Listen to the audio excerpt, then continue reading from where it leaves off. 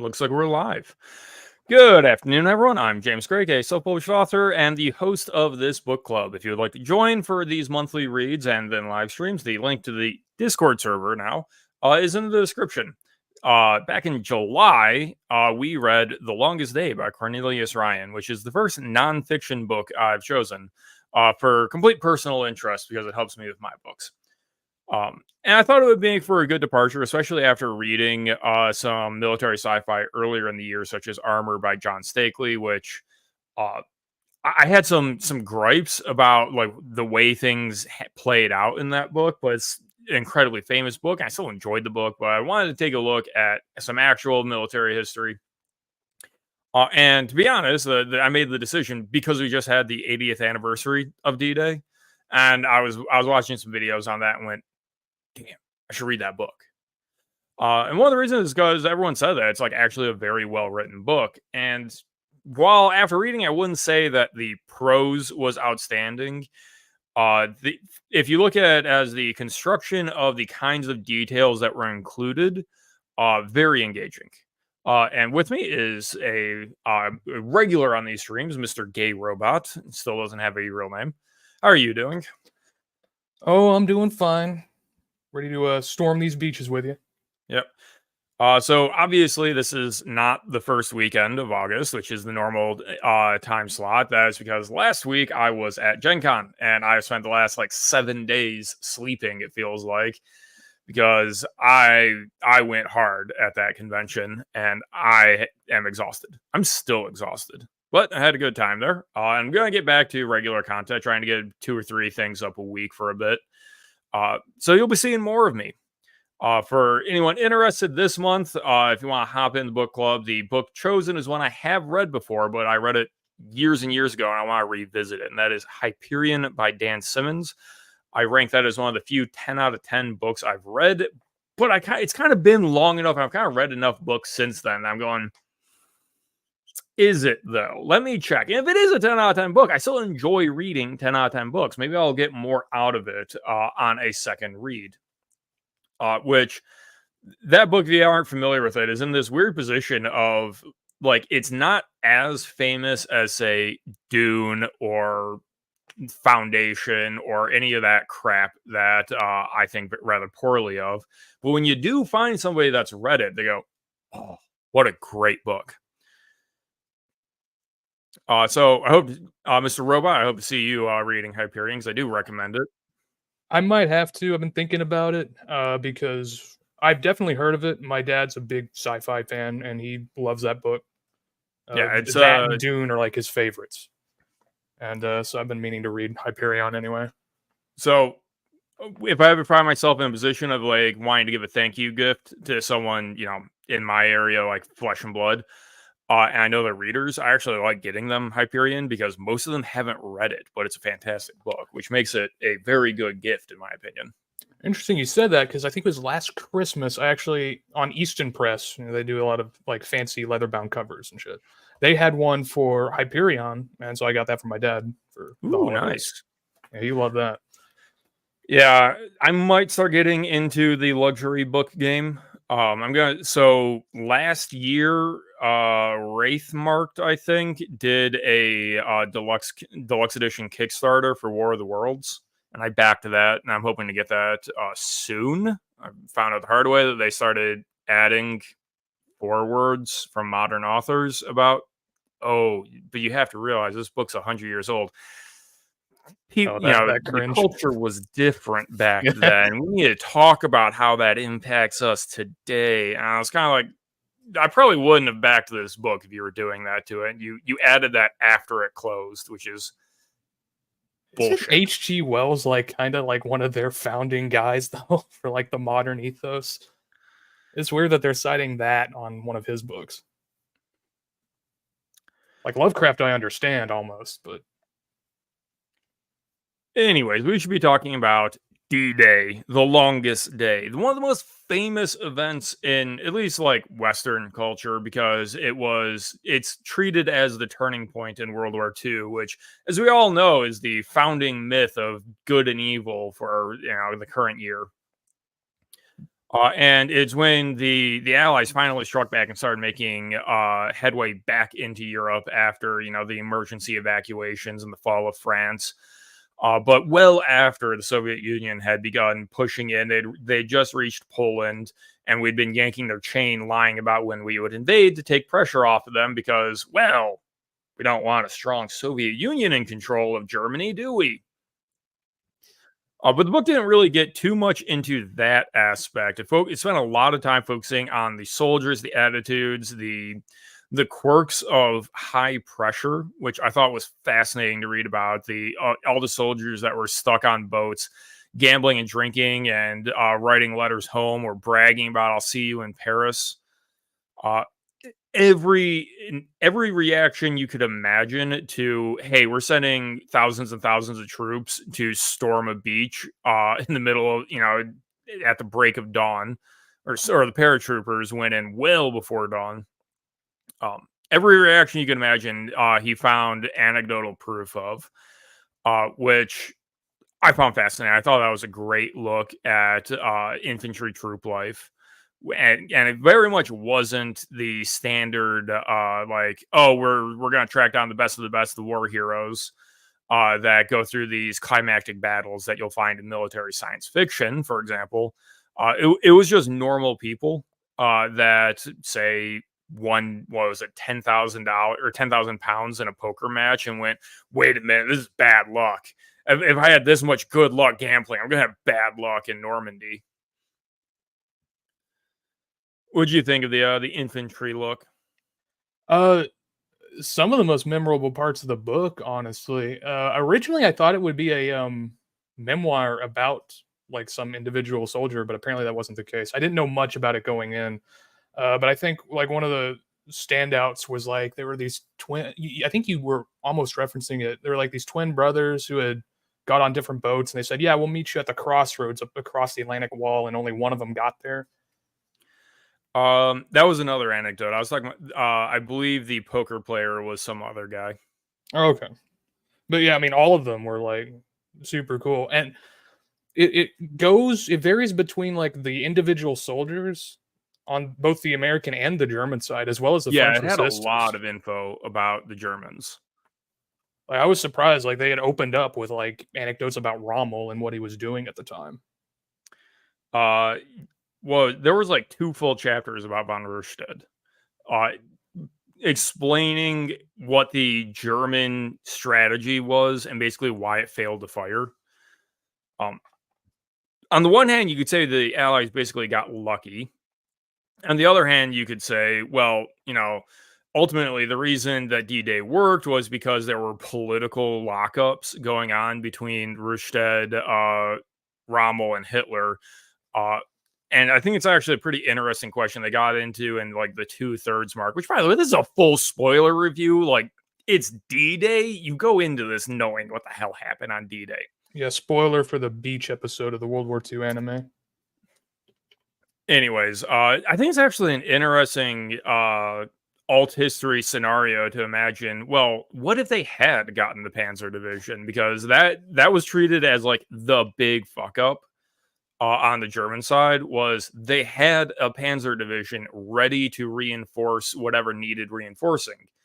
Uh, but Rundstedt just didn't have the authorization to get it. And when he was calling, back to Germany, they were just like, "Oh, that's not the real invasion.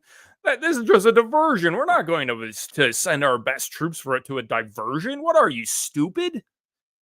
Who who on earth would say that? I was so confused when that happened because I think it was describing like at that time Hitler himself was off like vacationing somewhere, and his staff were the ones that were kind of overseeing the panzers and shit, and Yeah. they just yeah, we just don't believe you. I mean, we know an invasion's imminent, but why would it be today? It made no Yeah, sense. so if you zoom out from the soldiers, the actual like bluffing dynamic of how we pulled off D-Day, like how we actually did it, I found fascinating. Because that's kind of details that you will basically never find in a novel for no good reason, in my opinion. I think it so enriches the conflict. Um, and yet you pull up something like Galaxy's Edge, which is a indie series I've been going through, or Starship Troopers. They're God. I'm actually forgetting all the military sci-fi I've read over the years. There's no real like theater scale bluffing in any of those books that I can think of. And viewers, if you can think of one, leave it in the comments below. I want to check it out. But the whole crux of it was they convinced the Germans that they were going to the best port, Calais, because that would be the easiest place to get this giant convoy of ships from England to France. And then they were just like, haha, idiots, you put your best troops at Calais and we ignored it, except for some bombing. And therefore, the Allied troops were attacking, depressed, conscripted, Eastern Europeans. And there were the book was just strewn with examples of these troops just surrendering. So they're like, bro, we got forced to be here. Just arrest us and send us to Canada. Yeah, I thought that was extremely weird. They just kept running into Soviet conscripts on the Western Front, like at the far end of Europe. I don't know what was going on there. Well, you can't send Eastern Europeans to go fight the Soviets. They'd obviously defect. That's a persistent issue through all of time with military. Is you need to keep adding men to the war machine, but you can't send them to fight people they like. So you have to juggle them around and go, oh, we'll take some Czechs over here and move them to France, and we're going to take the French and move them to Poland. Because like you need that level of foreignness to keep them fighting, to keep them from siding with the enemy, essentially. Yeah, that makes sense. But from what I've always kind of read about the Eastern Front, it was like there was a huge amount of Russians that wanted to rise up against Stalin, but the Nazis were just as brutal to them, so they couldn't. And that alone was the reason I was kind of surprised to see the conscripts at all. Like I knew they had French conscripts. It's a good question like that, to try and dig into how many conscripts did they actually succeed in getting? Because, well, obviously they were committing war crimes in those areas. Like top tier war crimes constantly for many years.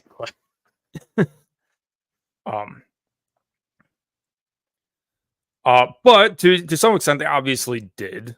That's unfortunately the reality of most wars. But we also have this long history of like why that doesn't work. Which is why America doesn't use conscripts, and I'm trying to think of any nations that do right now, other than Ukraine and Russia, are like the only ones using conscripts. I think even China is a volunteer military. I mean, haven't we? Because don't like drafted count as conscription as well, or is that different? No, draft is conscription, but like, who has a draft? And don't say Korea because they've definitely normalized that. And they're not really in a war right now. Yeah. Very, very few nations have mandatory military service. So I've actually investigated that a bit for my Cyberpunk setting, because in Bastion, available on Amazon, book 3 coming soon. One of the layovers from the turmoil between 2012 and 2140 is they still have mandatory military service if you qualify. And it's kind of societally taken the place of college of like, are you a screw up or are you not? And I've had a lot of discussions with like veterans and such, and people like in the military about like, how much discipline would you be expecting? What kind of life would this be like? And one of the big refrains was, if people are forced to show up there, you're not going to have discipline because they're just not going to listen to their officers as well. Yeah, and this book kind of proves it, given how many of them just surrendered in droves immediately. Yeah, so that's not always the case, of course, because, well, America and Britain drafted all their soldiers, but they drafted like from the home stock, right? Yeah, and there was a lot of, we're going to go fight the Nazis and, stop all these war crimes. So it's most of them, I think, kind of didn't actively feel like prisoners. Right. They had been successfully convinced, whether it's reality or not, or whatever revisionist history you want to choose, that they were there to fight a good fight to liberate Europe, which obviously America has ancestral claims to Europe and such. Um, so morale was not an issue in World War II, the way it certainly became an issue in Korea and Vietnam, where we were on very vague grounds of like, what are we actually accomplishing by invading Korea right now when the Chinese are just pouring in by the millions, uh, forcing people to show up and fight and fight and fight and fight. Korea was one thing because we actually kind of succeeded by cutting the country in half, but we definitely just lost the war in every front when it came to Vietnam. And the reason I'm bringing these things up is because before reading The Longest Day, one of the reasons I wanted to get into the book is I read About Face by Colonel Hackworth, which starts in the aftermath of World War II and basically goes through until he whistle blows, let's call it, the absolute collapse of the U.S. military's quality during the Vietnam War, and made himself quite a controversial figure, but absolutely great content for researching, how wars are actually functioned. As I try and get into writing military sci-fi myself, uh, whether accurate or not, Hackworth was firmly of the opinion that the quality of troops and training in World War II was basically as good as it got for the U.S. No, the book ends in Vietnam, so no comment on the various sandbox wars we've had in the Middle East. However, so obviously the leader of the Allied forces was Eisenhower, right? Yes. We get the book The Longest Day gives us a lot of details on his command and what it was like in this buildup while they were convincing the Germans of like double spies and bluffs and getting secret communiques from the French resistance forces about, they're moving artillery here and there, and they've got train lines like this and so on. Controlling all the bombing runs to convince the Germans that they were going to Calais while building up in secret a fleet that was prepped to roll across the canal to Normandy instead. Yeah, I remember one anecdote about that in particular where it was like a one of the leaders of the French resistance, I think it was, he had like phoned in locations to some artillery batteries on the wall. And at first he was kind of looking out, like thinking that they had forgot or weren't landing there at all. But then he sees like a destroyer come in and blow up that exact position, and he felt like immense pride over it. Yep. Yeah, that was like one of the book's recurring characters, presumably because he was able to just get a lot of info about that guy. Because I would assume those kinds of classified records are all preserved. That gave a lot of plot to the actual event, which I think there were many intentional decisions in The Longest Day to turn the event into a narrative, which is not a bad way to tell history by any metric, I don't think. Oh no, it was incredibly entertaining as well as informative. Do you read much nonfiction, by the way? I read a lot. Okay. Like this month, for It can be example, very hit or miss, can't it? yeah. I tend to be kind of interested in it, but like there are some that have just put me to sleep. Yeah, so when I was getting ready to write The Undying Emperor, my fantasy web novel, one of the things I read was, or listened to anyways, an audiobook that was like 50 hours long on Charlemagne. And I wanted to do that because my American education didn't really cover much of anything about Charlemagne. You know, you mentioned Because that. I don't don't you think know I. that's the Dark Ages where nothing interesting happened, which is completely false. Yeah, it's the one without Hitler in it, right?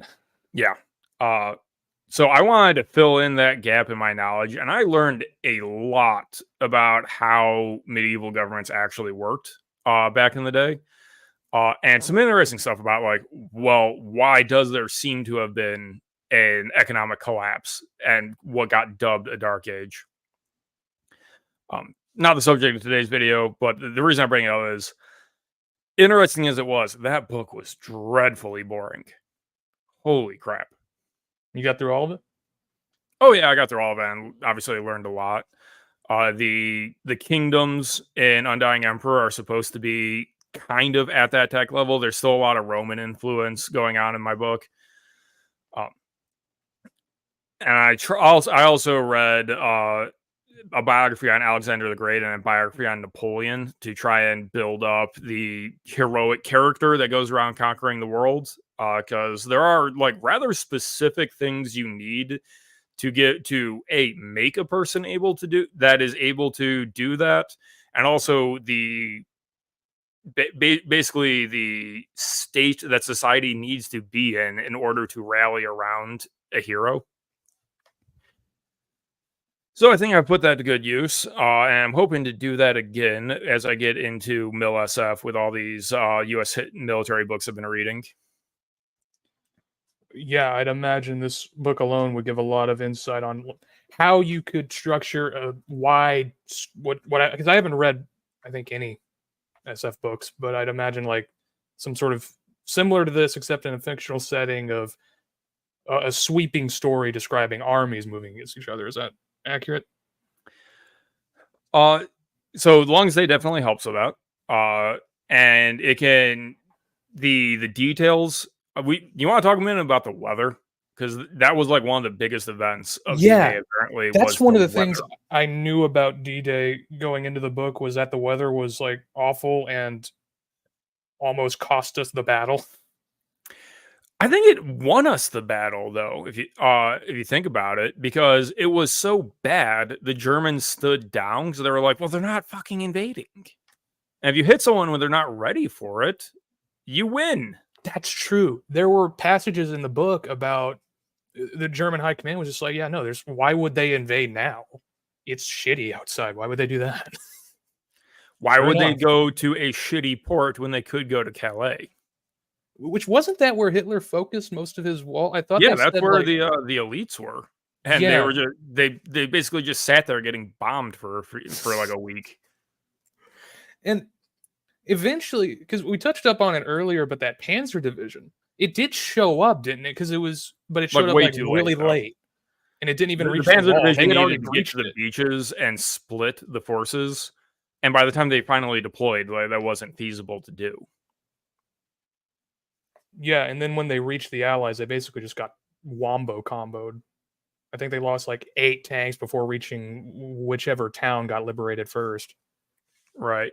So the weather that was necessary for the invasion was what was it? They needed a full moon, because step 1 was secret paratroopers to knock out the anti-naval guns, Yes. which mostly worked. It was, you're still talking about paratrooping soldiers that aren't French into French territory to go track down, embedded artillery guns, Although apparently a based lot of on them did sketchy speak the reports. language. Sorry? I said apparently a lot of them did speak the language. There were multiple anecdotes about like, oh yeah, they just spoke French to the Frenchmen and so everything was fine. Yeah, it's still a big difference from like, hey, like, this is our hometown. Like, we know where these things are. Like, you can give somebody a map and say, yeah, just go here. But if they haven't been there's issues, especially at night, especially with like paratroopers getting hung up in trees and hunted, Oh which is yeah, terrifying. they were strung up. One of them I think landed in a whole bed of barbed wire. They were all scattered. It Oh was yeah, the damage of just getting there was horrifying, especially with the gliders, which until reading this book and review of the book before reading it, I had no idea that we paratrooped tanks into Normandy, that I did know about. I just didn't know how. because it doesn't make sense. And apparently, what they did doesn't make sense. Let's just fucking strap canvas wings onto this thing and chuck it in France. See, that brings up a wider point about this that I've always really felt about D-Day was that it was like this psychotic plan that somehow worked. Like even like on the day of days, we sent like these metal death traps on the water, half of which apparently just sunk to just send dudes on a beach lined with those weird jumping jack looking things, crawl over them with machine gun fire, and then somehow win. Well, those jacks were supposed to be hull breakers. That was why the other thing we needed, besides a full moon, so the paratroopers could go hunt down the guns, was it had to be right after that low tide. and not foggy, not stormy. We compromised on the stormy thing because it was a full moon into low tide. Because it was low tide, the ships had less naval barricades to get through, and they could get troops on their feet faster. Uh, I think everyone watching has probably played Call of Duty or Medal of Honor at some point and simulated storming the beaches. It seemed to me that a lot of the beaches really weren't that bad because they had literally been taken out by paratroopers. It's like very few were just getting shot to pieces by bunkers. Yeah, I think the worst from what the book said was like Omaha and I think Utah. And then the Yeah, others were like there were like Canadians just riding bikes up on the beach, like, it was like a summer, there was like that a one division vacation that like thing. didn't even have resistance. They just showed up and they were like, "Well, what do we do now?" It's like one chapter, it's like all hell let loose, and then the other one, like across the beach, they're just complaining that it was boring. That was anticlimactic. God, who was the I think it was a politician's son that got his own chapter where he basically just bitched and moaned until he got deployed, even though he was like 55 or something. God, I vaguely remember that, but I don't remember what happened to him. Well, like nothing. He Nothing. basically Oh, was so just a good officer. Oh god, this is the problem of I was excited to read this book, so I read it like July 2nd, and it's now August 11th. yeah, I tried to hold myself back specifically for this issue of Remembrance, but I couldn't, and I ended up reading it in like a night. Yeah, I'm trying to hold off on Hyperion. Um, but I also gotta kind of balance it because audiobooks take me more days than paperbacks do, and I have Hyperion in audio format. So it might be time for me to start Hyperion. I should check how many hours it is actually. Unfortunately, I don't really remember who that politician was. There's a number of anecdotes of like very famous people in the invasion doing stupid things or things that seem stupid, but it's just like, no, it's the right thing to do. They're like, God, who was it that was bagpiping and invaded with I a fucking remember longsword? that. I don't remember who it was. I know it was on like one of the Euro boats going somewhere to one of the off beaches, and they were just blowing a bagpipe the entire way. Okay, so Oh, Hyperion is 20 hours at normal speed, which means I should probably read a different book first because I could finish a 20-hour audiobook in a week if it's good. I'm going to Google who was the bagpiper. I'm going to ask ChatGPT actually because I'm going to frame the question stupidly. you're doing that. I did want to bring up one of my favorite guys, which was the dude who was trying to read Shakespeare, and then he gave up. But then in another boat somewhere else, somebody read the exact same like verse out of the poem as like a motivational speech, and everybody just kind of like cringed inwardly. Uh, was that a different event than quoting Shakespeare? I think they were reading Hamlet, if I'm not mistaken. If I'm, they were. Yeah. It was Hamlet. One of the monologues. Somebody gave up and just said, "Oh yeah, good luck." And then another guy, unrelated, read the exact same thing and had more success apparently. So by the way, according to ChatGPT, it was Captain Sir Thomas Macpherson, a Scottish soldier who was part of the Normandy invasion from World War II. He was known for his distinctive and somewhat eccentric approach, which included bringing his bagpipes and a Scottish claymore. Okay, If you ask me. I must have missed that part. Oh, it's like the demo man from TF2.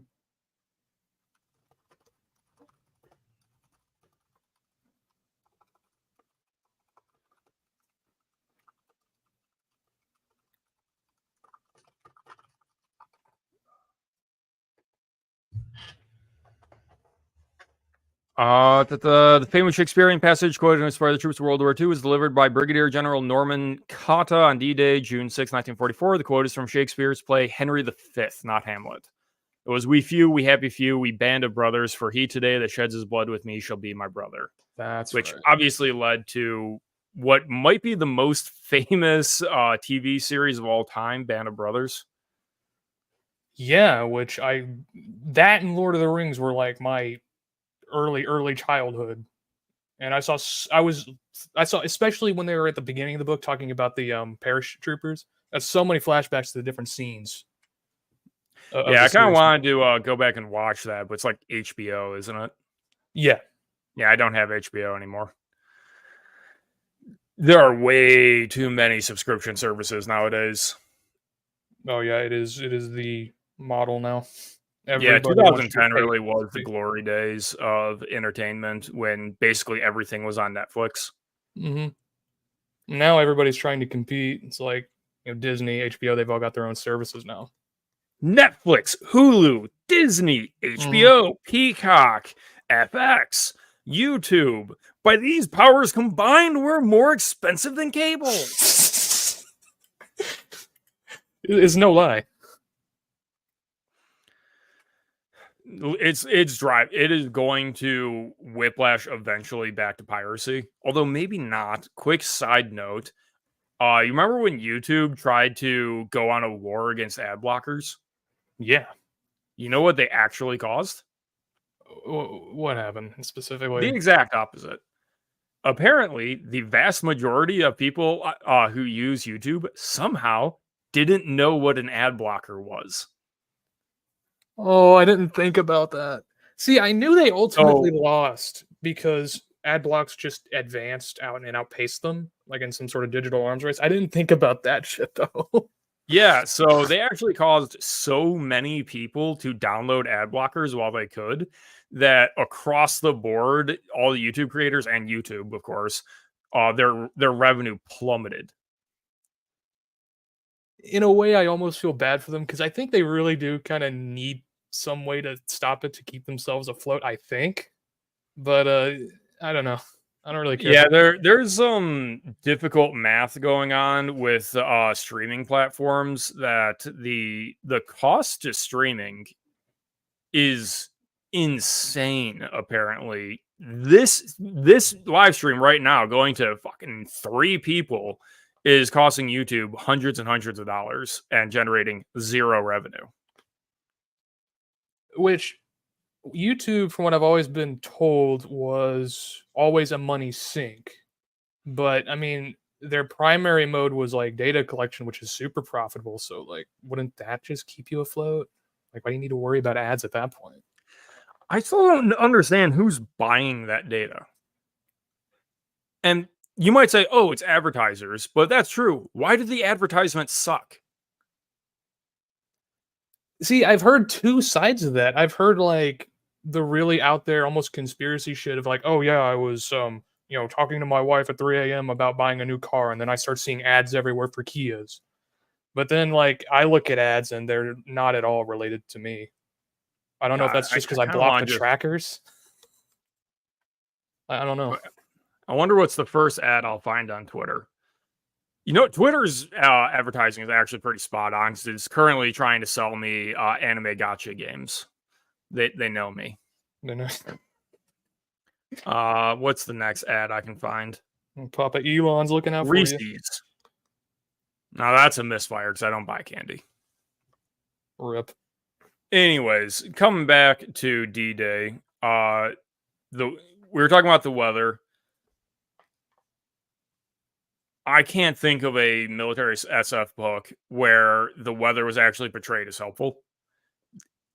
Often it's portrayed as like this big complicating factor. You know, you think about like the sandstorms coming in from Dune, and the Fremen are able to ride worms through the sandstorms and not be detected. That's like as close as I can think of. Even though this bluffing game of like, oh, I'm going to attack here on this date, but actually I'm attacking here on this date is like completely normal military theory. That just doesn't seem to make it to fiction. Which is super weird to me because like it's not exactly uncommon knowledge. Like I don't know nearly as much as I probably should about military stuff. I mostly study like the politics and the philosophies of conflicts.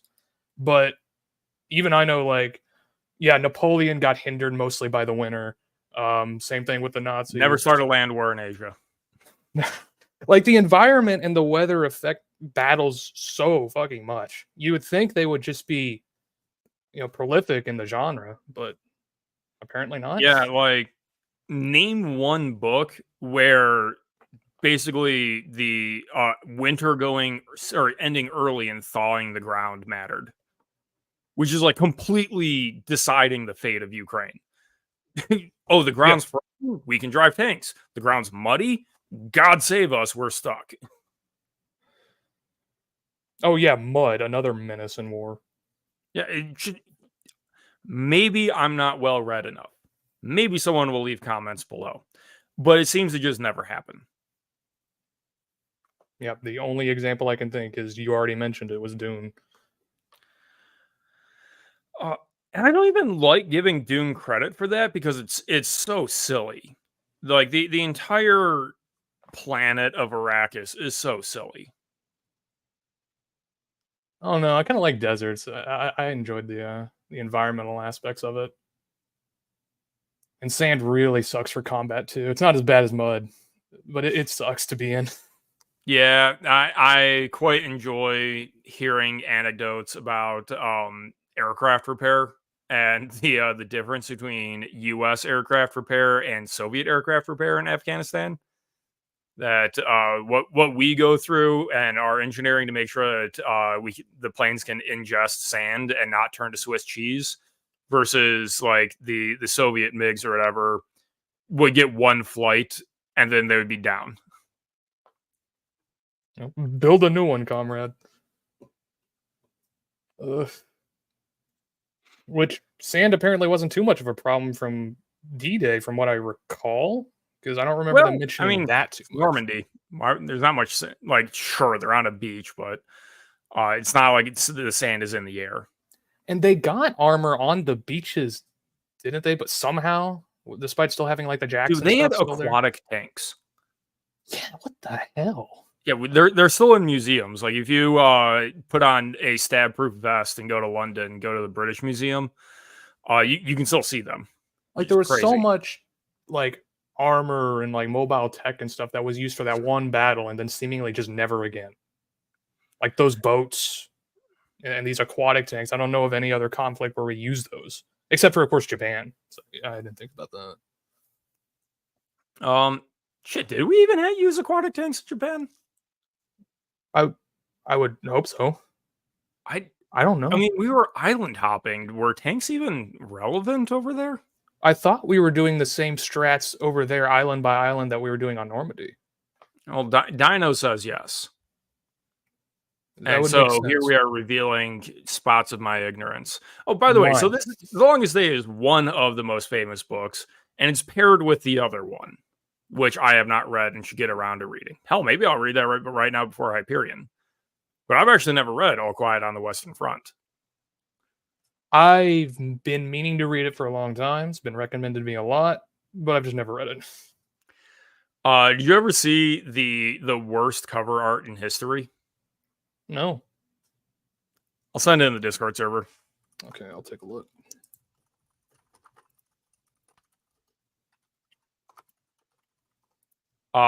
This basically got spread as a meme because it was like, oh wait, I just found I found the meme.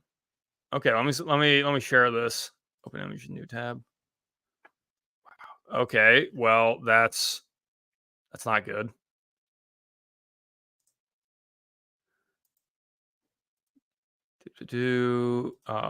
Open image, a new tab.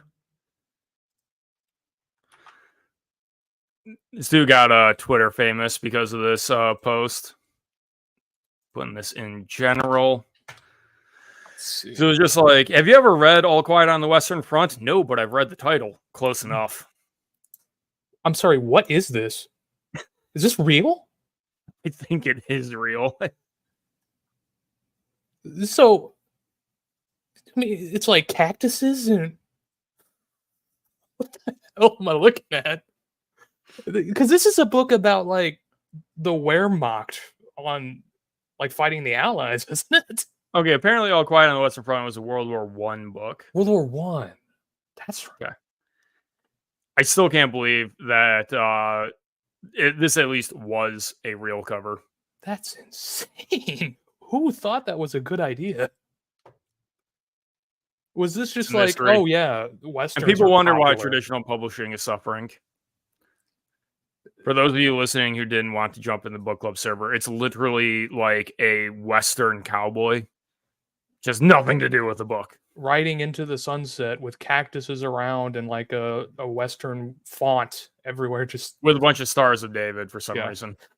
Maybe those supposed to be sheriff badges. I don't even know. I thought those were regular stars. No, they're the actual Star of David. I just now noticed that. Dude, that's a coin toss. That could be well, there's no real reason if it's World War One for it to be the Star of David. That has to be sheriff badges for some fucking reason. It would make sense, ironically, given that they've gone full western with this this cover art. Yep. Anyways, the longest day, subterfuge, bluffing, troops were in the wrong place. There's even that crazy anecdote that a teletypist accidentally flashed the news line of the invasion the night before. Yeah. And Ike was just like, what are we going to do? We have already started the convoy because apparently these transport ships move at like 4 miles an hour. And Which I don't know if that was like a engine limitation because we're talking about 80 years ago, or if it was a stealth thing because they wanted to not get spotted and not get ripped apart by U-boats. I actually really liked the plot thread in there about the midget submarine and ending up lost, which is interesting. I would not want to be in a submarine that is all of 5 feet below the water. I wouldn't want to be in any submarine. That sounds horrifying. Yep. I can be brave about a lot of things, but I never want to be so far below the surface that I can't get to the surface under my own power. So when I was like really little, my dad took me to Corpus. I think it was Corpus, where they have one of the big boats that was used in D-Day. It wasn't a submarine. It was an actual like destroyer thing, or it was an aircraft carrier. Okay. And we got into the lower decks of that. I'm like, this is scary. One, I thought it was like haunted, and two, it was just horrifying to be in because it's all just curved metal everywhere, and like you can hear the water around you. Ugh, no, I could not be on that for like months on end. I don't know how they do it. And of course, you are one torpedo away from drowning. Oh yeah. And if you're like below deck and something, you just don't even know what's happening until, oh yeah, we're tilting. There's water everywhere. I heard an explosion somewhere. Oh yeah, not to mention those narrow corridors. If you hit a wave, the whole thing is gonna do that. You best have your sea legs. Oh no. And that was one thing that they talked about. I think it was more a thing with the smaller like deployable boats where everybody was just throwing up and like they were having to share helmets and just passing around and just puking everywhere.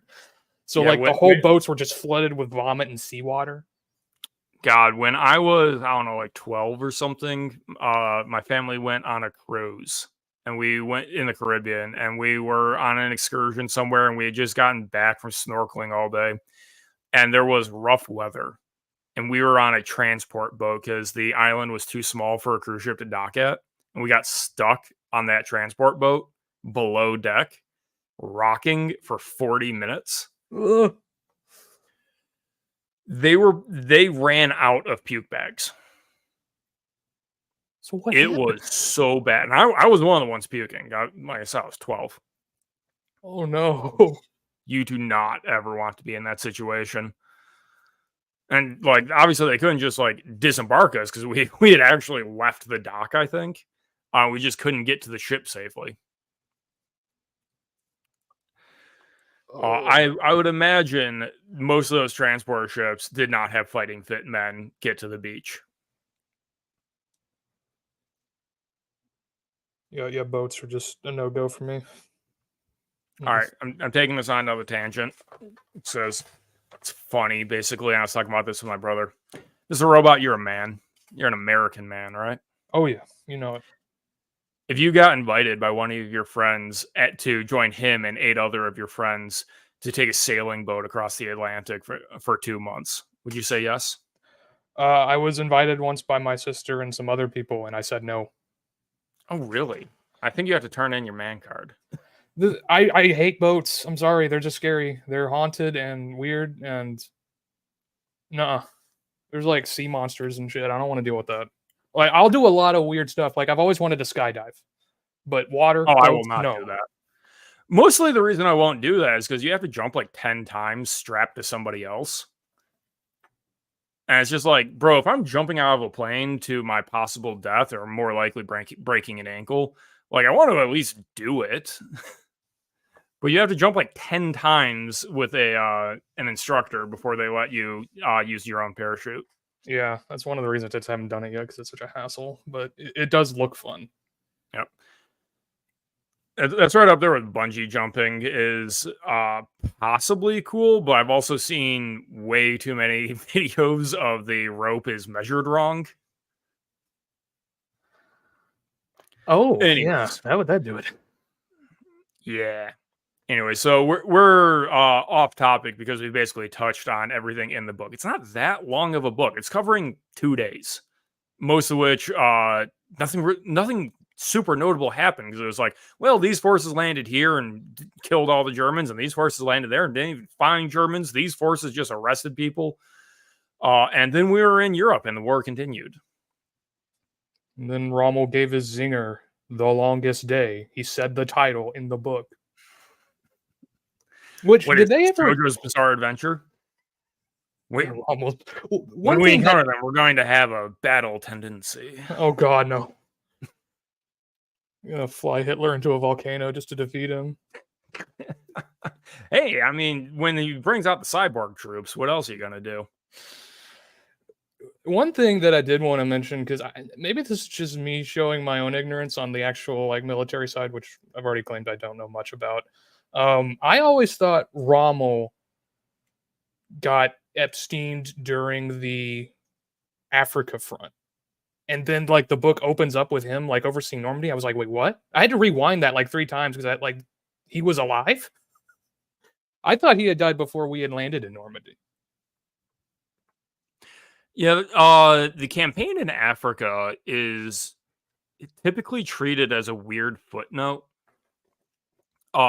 So like the timeline of what it did and why even were we there in Africa? Like a bit of oil control or something? From what I understand, Italy went over there to secure oil and to kick out the Brits and to start, doing the imperial like new Rome kind of thing that Mussolini was crazy about. But Italy Oh yeah, screwed it, so and I suppose this was before everyone gave up their colonies. yeah, they still had colonies even after World War One. They only lost that after World War Two. France and England still had most of Africa. And when Italy couldn't handle it alone and the Germans were kind of really hurting for oil, they deployed Rommel and his boys down there, and they succeeded for a while, but then they just lost because I think Hitler just at some point just gave up. Which that was one, if you want to count them, because everybody says, "Oh yeah, Germany fought a 2-front war," but in reality, they kind of fought a 4-front war because it was Normandy, Russia, Italy, and Africa. Yeah, because we were in Italy at that time. Yeah, we invaded Sicily, I think, like, what, a year before we went to Normandy? And then we were Yeah, just steadily climbing the boot. I think Patton was the one overseeing that. maybe. Obviously not covered in the book, so my ready information of all this is a bit dodgy. You'd think I would know more because, as I mentioned at the beginning, this is World War II is like the founding mythology of society nowadays. Um, well, like a lot of aspects of the war are just skipped over because partly they're not that interesting, partly they weren't very decisive. Like if we literally hadn't been in Italy, the Normandy invasion still would have happened, probably still would have played out the same. It was just a question of manpower and where things were and how much the Germans were bleeding. Pretty much. And I mean, we were moving in on basically just a lot of garrisons because I think pretty much all of their standing army was in Russia at the time.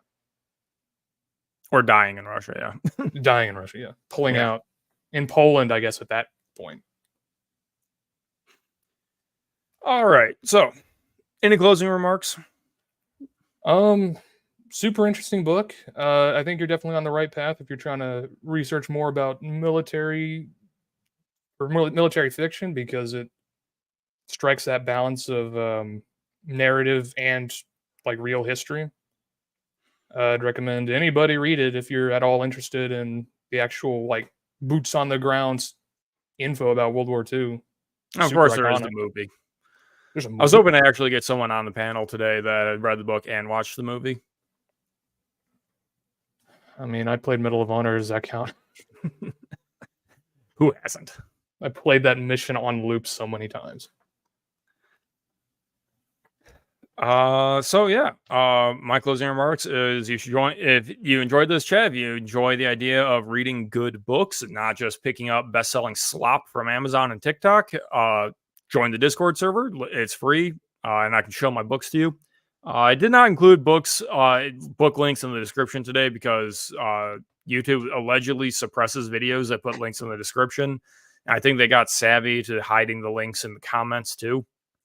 But you can find my books like Gamma Coin on Amazon. Maybe. I think I've been shadow banned actually. If I search my name on Amazon nowadays, it only pulls up Infinite Money Glitch. I actually still get all your books. If I look Sorry? you up. I said I still get all your books if I look you up. Interesting. Maybe it decided that because I had looked at them so many times to check reviews that I wasn't actually interested in buying them, so I must be looking for something else. That could be a Possible. cause. I don't know how their search bots work. Yeah. I obviously I check for reviews. I actually just got a massive review on Low Key Connections. I am Which on the verge of finishing that, by the way. I think I'm at like chapter 36 or so. nice. I don't know how to.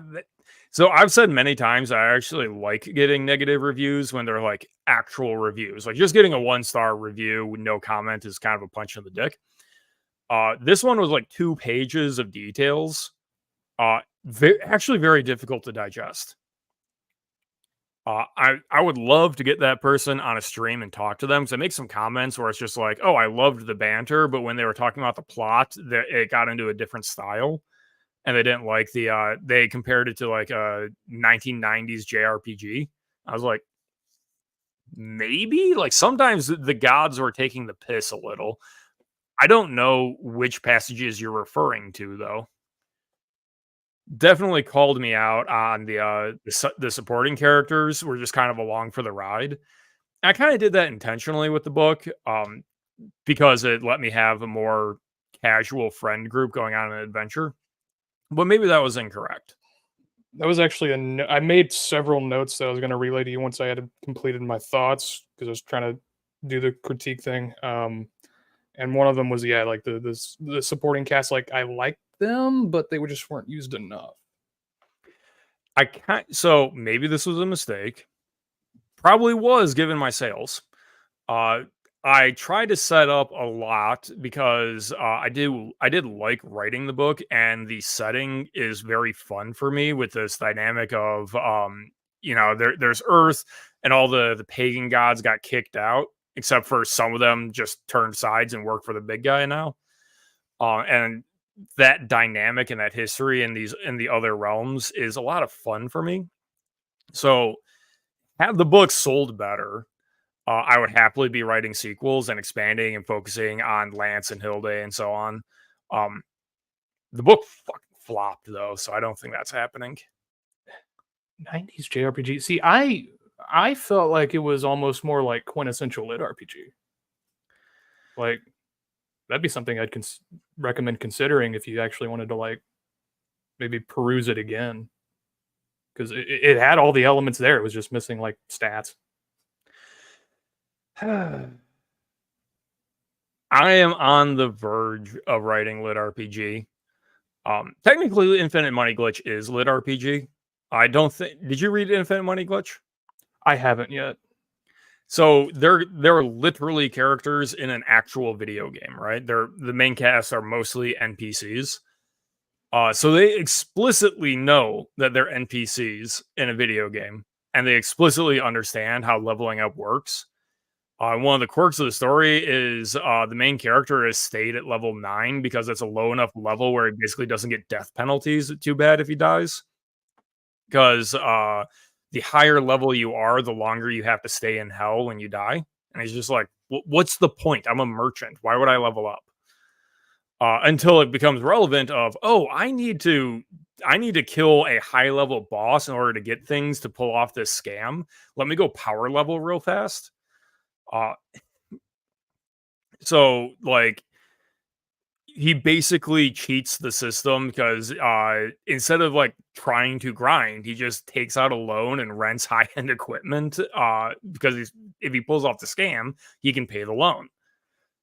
And so it's technically a lit RPG, but I don't take the leveling up too seriously. And what I tried to portray was, yeah, it's normal to get to level 100, and at that point, you're actually in a rather nuanced, like a balanced and intricate PvP setup of like what actually does well against other builds, which is not normal in lit RPG.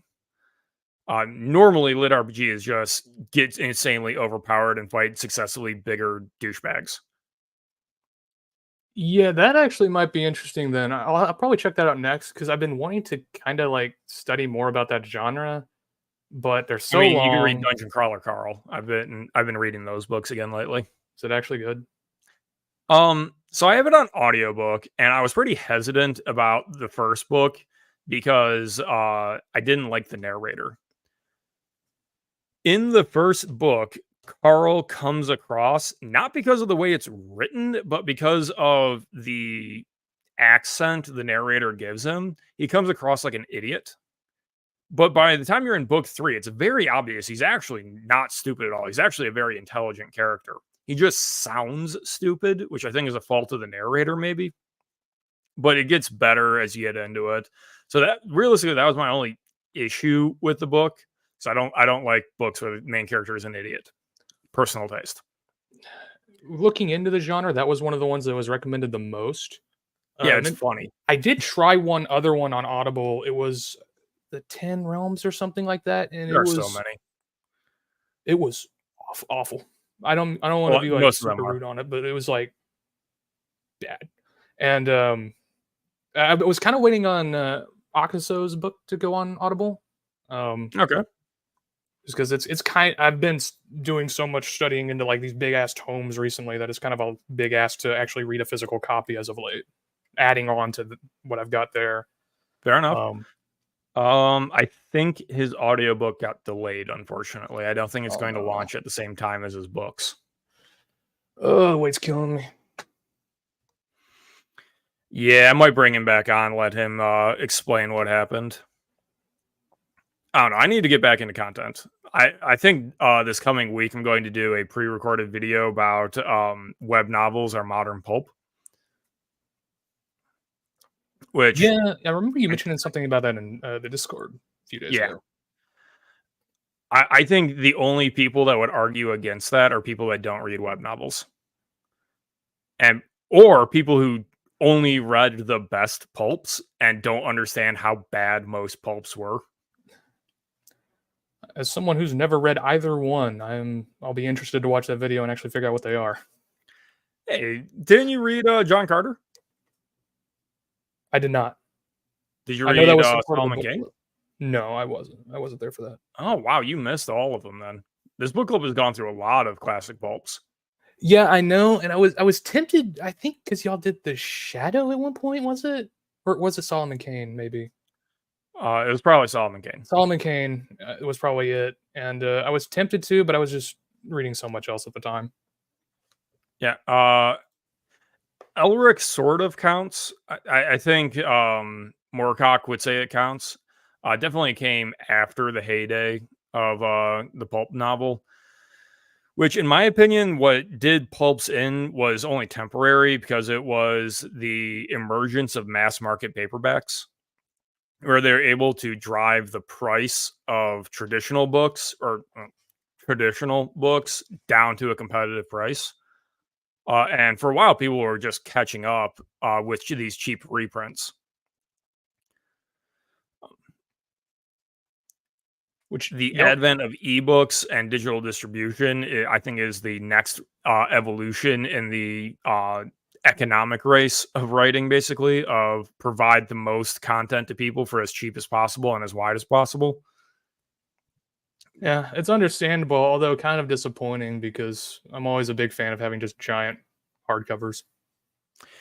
I mean, epic fantasy with boat anchors of every volume and 13 volumes, for some reason, is incredibly entrancing to people. Yeah, it's which I think I've talked to you about this as well on the Discord. Was like, it's always perplexed me how to this day, like we have such a problem with or a perceived problem with attention span, but yet the longest books are the most popular right now, the unending ones. We don't have an attention span problem.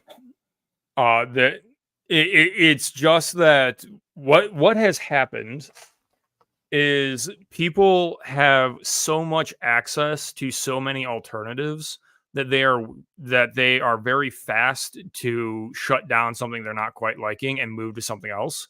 Because once someone does get into a, say, podcast that they like, they're like, Joe Rogan would not be the most popular podcast in the world, making 3-hour discussions with scientists about obscure topics if people had an attention span problem.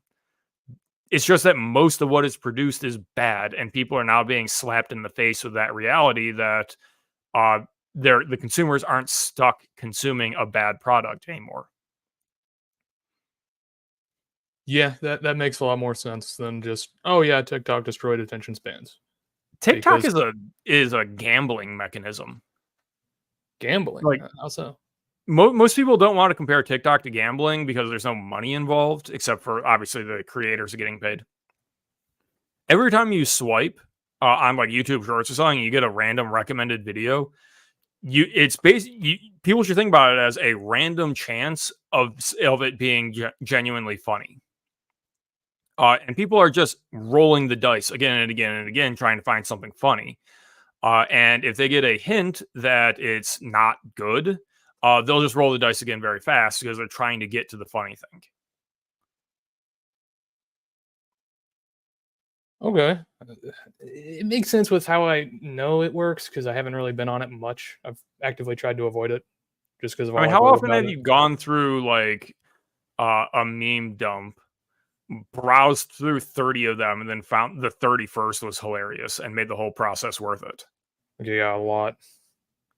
I Anytime I'm on genuinely think if you had a perfect meme list where you just curated to the absolute best stuff, they would not seem as funny.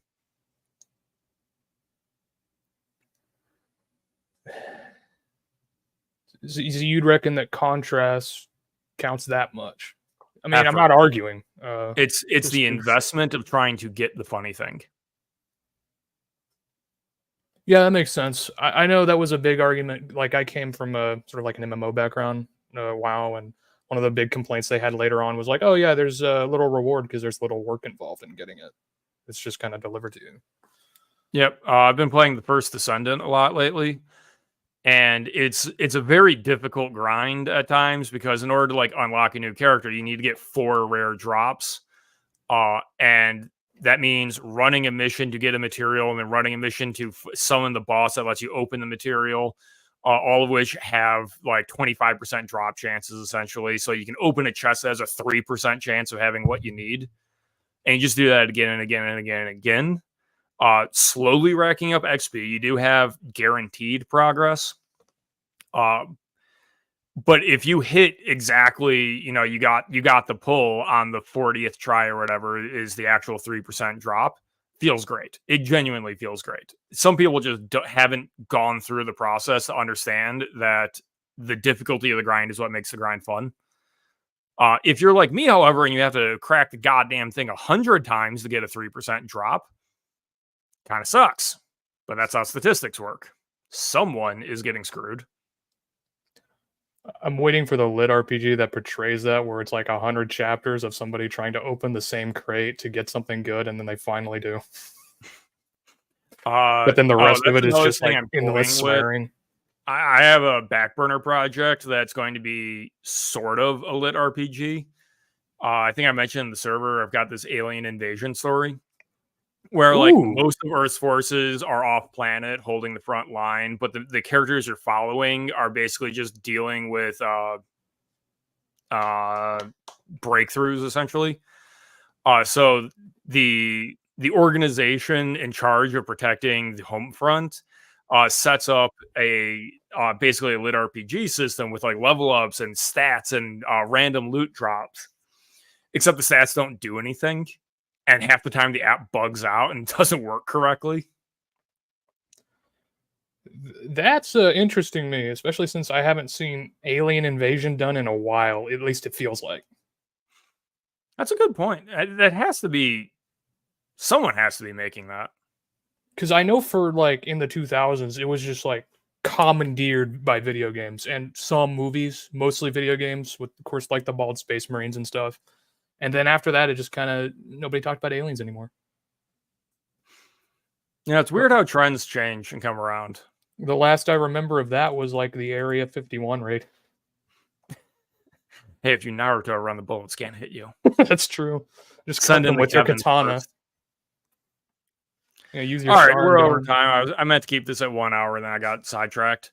Thank you for coming on. This was the book club discussion, believe it or not, with all those tangents of The Longest Day by Cornelius Ryan.